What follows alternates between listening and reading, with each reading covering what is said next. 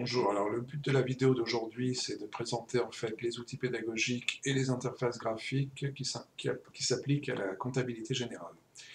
Donc c'est une vidéo qui concerne aussi bien un public de filière STG en lycée, toute filière professionnelle liée à la comptabilité, et le premier cycle d'études supérieures en école de gestion et en école de commerce. Donc on va voir déjà en fait le menu principal. Donc ici, voilà un menu général qui intéresse tous les sujets et thèmes qui concernent la comptabilité générale. Donc on va y trouver le plan comptable, les règles comptables, ainsi de suite, jusqu'au bilan et au compte de résultat. Donc ici c'est interactif, c'est-à-dire il y a moyen de cliquer sur un des menus pour accéder aux différents chapitres et passer en revue les différentes explications, les différentes places comptables, par exemple lorsqu'il s'agit du plan comptable. Donc je reviens au menu principal. On peut aborder aussi tout ce qui concerne les règles comptables, les charges de personnel. Si je fais un survol sur les règles comptables, on voit ici en fait tous les cas de figure où on peut débiter un compte ou au contraire créditer un compte. Donc au cours des séances Skype et des séances en direct, on aura suffisamment d'exercices pratiques pour voir qu'un compte est débité dans 4 cas de figure. En fait, soit c'est l'actif qui est augmenté, soit un passif qui est diminué, une charge qui est augmentée ou un produit qui est diminué. Tout ça, ce sera détaillé, ce sera appuyé et on pourra toujours s'entraîner avec toute une série d'exercices pour développer cette partie des règles comptables. Ensuite, on va avoir plusieurs chapitres. Bon, par exemple, si on s'intéresse au chapitre sur la TVA, ici, donc, un rappel des différents taux de TVA. Ici aussi, des différents calculs qui intéressent, soit un calcul pour établir directement la TVA, le passage du prix hors taxe au prix TTC, ou le passage du prix TTC au prix hors taxe. Donc ensuite, on va avoir la mécanique liée au calcul de la TVA. Donc en fait, il faut savoir qu'une TVA, lorsqu'il y a vente de marchandises, on génère de la TVA collectée sur les ventes. Cette TVA représente en fait une dette envers l'État. En tant que compte de dette, c'est donc un compte du passif qui est activé et tous les comptes de passif augmentent au crédit du compte. Par conséquent, on aura ici bien un crédit du compte 44 571 qui est le compte de comptabilité générale qui correspond à la TVA collectée sur les ventes. Lorsqu'on aura symétriquement opéré un achat de marchandises, on va générer de la TVA déductible sur les achats. Cette TVA déductible représente une créance de l'entreprise sur l'État. Donc une créance, c'est un compte d'actifs qui est donc débité au compte 4456. On verra qu'il y a d'autres types de TVA, comme la TVA déductible sur les autres biens et services ou la TVA déductible sur les immobilisations. Donc, si on veut un peu approfondir en fait sur la question de la TVA, on voit que finalement il y a une TVA à décaisser pour le mois M plus 1 qui est égale à la TVA collectée du mois M, moins TVA déductible sur autres biens et services du mois M, moins TVA déductible sur immobilisation du mois M. Donc voilà un exemple. Ici, on aura le crédit de TVA. Quand la TVA déductible est supérieure à la TVA collectée, l'entreprise n'a rien à acquitter au Trésor public et se trouve en état de crédit de TVA. Donc voilà, là j'ai un petit peu plus développé. On verra aussi, ce qui nous intéresse évidemment, c'est le bilan. Le bilan avec la décomposition actif-passif. Donc je vais tout de suite prendre un schéma général qui fait apparaître à la fois le bilan et le compte de résultat. Donc tout ça, ce sera fait et développé lors de nos séances, en fait, avec un bilan décomposé en 2 blocs actifs et passifs. Et on détaillera les différents comptes qui apparaissent dans l'actif, les différents comptes qui apparaissent dans le passif. Idem pour le résultat qui se décompose en produits et charges.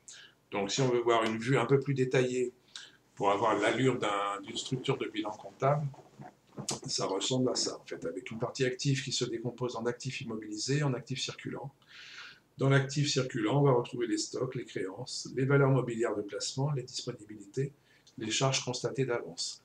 Donc on voit qu'il y a d'ailleurs un phénomène descendant vers une liquidité croissante ici. Dans le passif, on va avoir surtout une décomposition en capitaux propres, les provisions pour risques et charges et les dettes.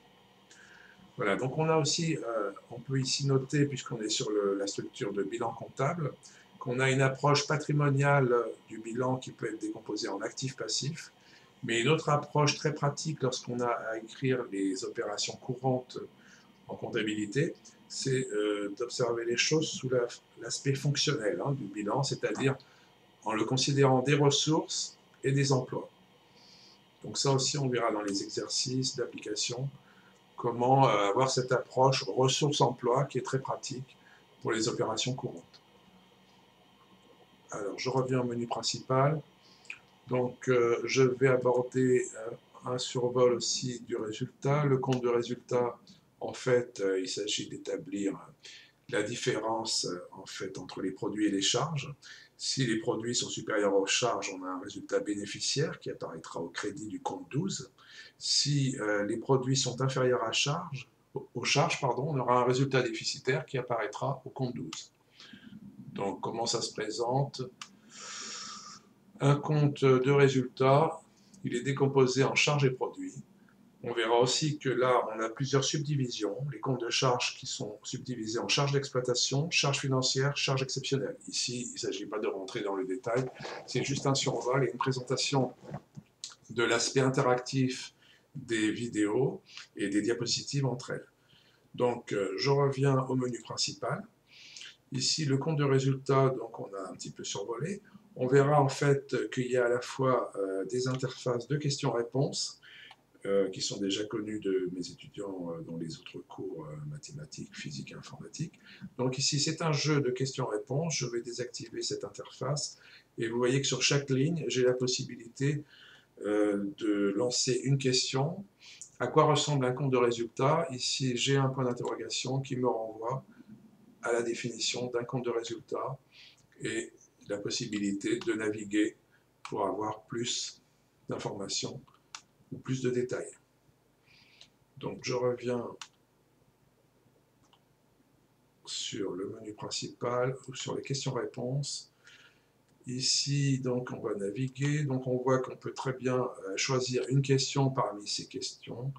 Et en fait, dans cette liste de questions, elles servent à la fois à la validation des connaissances, puisque j'ai la possibilité d'attendre une réponse d'élève ici, dans cette fenêtre, cette partie de fenêtre qui est réservée à la réponse de l'élève, ou bien en fait, je m'en sers comme simplement une présentation de cours, et je développe toutes les questions avec les aspects qui s'y rapportent.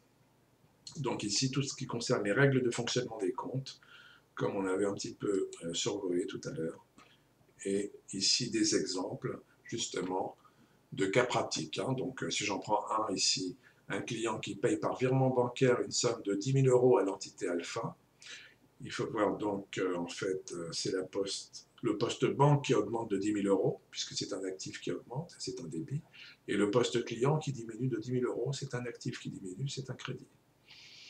Donc là, j'ai tout un tas d'exemples qu'on pourra parcourir ensemble pour s'entraîner sur la question des opérations d'écriture comptable. Je reviens donc à l'interface exercice, enfin plutôt j'étais sur questions-réponses. Je vois que je peux aussi naviguer à tout moment donc pour aller sur le menu principal, sur les questions-réponses, pour faire soit une validation des connaissances, soit exposer le cours de comptabilité générale, soit venir maintenant à des diapositives d'exercice, soit venir sur les parties de cours. Donc à tout moment, on peut basculer sur un menu général, d'un jeu de questions-réponses, des exercices, une partie de cours. Ici, des exercices, ce seront des exercices d'entraînement pour établir un bilan, ou ça peut être des exercices d'écriture comptable classique, faisant toujours apparaître un débit et un crédit de façon à ce que la somme soit systématiquement nulle. C'est ce qu'on appelle le principe de la partie double. Donc on aura aussi des exercices pour établir une variation de patrimoine ou bien une variation des stocks. Et ça peut être aussi des exercices qui portent sur l'établissement d'un compte de résultat et toutes sortes d'écritures qui permettent d'établir un journal, une balance ou un bilan. Voilà, donc c'était une première partie pour vous exposer un peu les outils pédagogiques et les moyens dont on disposera pour pouvoir procéder à nos séances Skype, voire nos séances en direct. C'est la fin donc de cette vidéo. Je vous remercie de l'avoir suivi et je vous dis à très bientôt sur Skype.